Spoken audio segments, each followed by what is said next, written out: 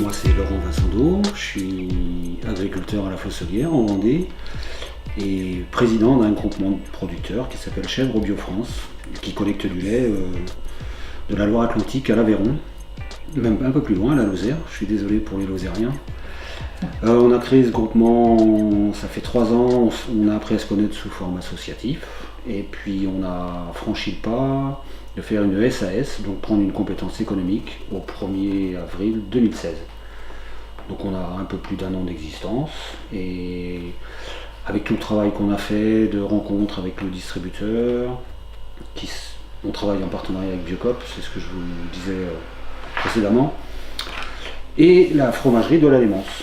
Et suite à donc vous mettez 3 autour de la table et puis vous discutez. On se met 3 autour de la table, oui, c'est plus compliqué que ça parce que nous, on a aussi des exigences en tant que producteur, donc on se retrouve déjà nous, le collège producteur, et ensuite on rencontre le distributeur et le transformateur ensemble, et puis c'est là qu'on fait le point de la situation, le développement du marché, l'attente des consommateurs, et puis on essaye de faire un mixte de toutes les idées et puis on avance. Donc on a écrit un cahier des charges spécifique aussi un petit peu pour nous. En plus de l'action bio. Oui. D'accord. Oui, nous on s'est mis des contraintes par exemple de taille d'élevage.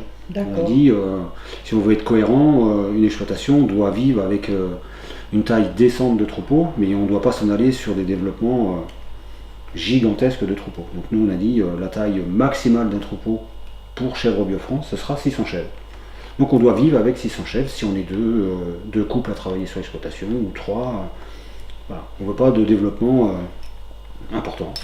On a dit aussi que le pâturage c'était une donnée importante en chèvre, sachant que c'est un animal qui est capricieux, qui ne cherche pas forcément à brouter mais plutôt à jouer ou à cueillir. Donc nous on s'est mis comme contrainte un temps de pâturage quotidien de 2 heures par jour.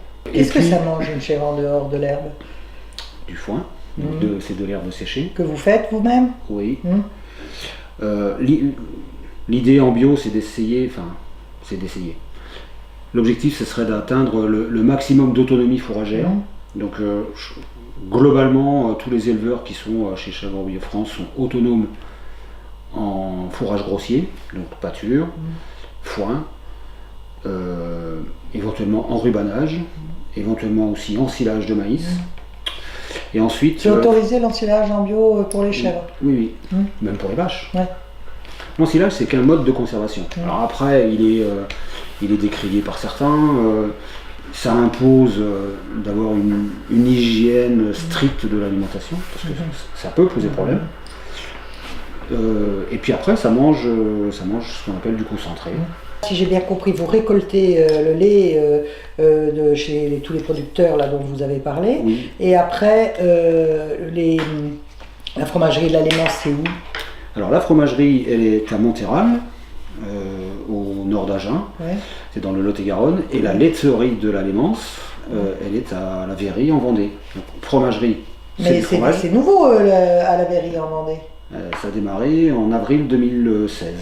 Ça fait 1 an que ça fonctionne. En même temps, vous avez à peu près fait la SS. Voilà, tout s'est fait en même temps. Et c'est un autre métier, ça, la laiterie. Qui est-ce qui s'en occupe? Alors, il y a un responsable de site. Mais ça dépend aussi de la Lémence aussi. C'est la même. C'est une branche. C'est une branche. La fromagerie, elle fait des fromages. La laiterie, elle fait de l'ultra frais. Donc c'est yaourt, du lait en bouteille et accessoirement un petit peu de fromage blanc, des produits innovants. Et ça s'est fait à votre initiative alors? Avec la laiterie de la Lémence? Ou avec la fromagerie de la Lémence et le distributeur Biocop. D'accord. Parce que là du coup il y avait des producteurs dans le coin, ça valait le coup de créer quelque chose ici? L'intérêt d'avoir un outil de transformation, c'est de donner envie à des producteurs qui sont en conventionnel aujourd'hui de passer au bio, parce que c'est une laiterie qui fait que du bio et collecte pas de lait conventionnel. D'accord. Et pour un paysan, producteur, voir une laiterie à proximité de son exploitation, c'est rassurant pour lui. Voir un camion et savoir que son lait s'en va à 400 km, c'est pas rassurant. Et de se dire, si un jour il y a une zone qui se développe plus près du site de transfo, eh ben, peut-être qu'il va me laisser tomber. Donc le fait d'avoir un site de transformation sur l'ouest, les producteurs dans le secteur ne peuvent pas dire bah oui mais non c'est pas cohérent, il n'y a pas de site de transfo, du lait qui s'en va à 400 km, c'est pas valable. Et alors, je peux vous faire affiner ma question. Alors, qui est-ce qui investit dans cette laiterie là? Alors la fromagerie de la Lémence, avec ses fonds propres, 2 producteurs. Et vous en faites partie des 2 producteurs? Oui, je garde toujours ma casquette de paysan, d'accord, mais j'ai un pied dans la transfo.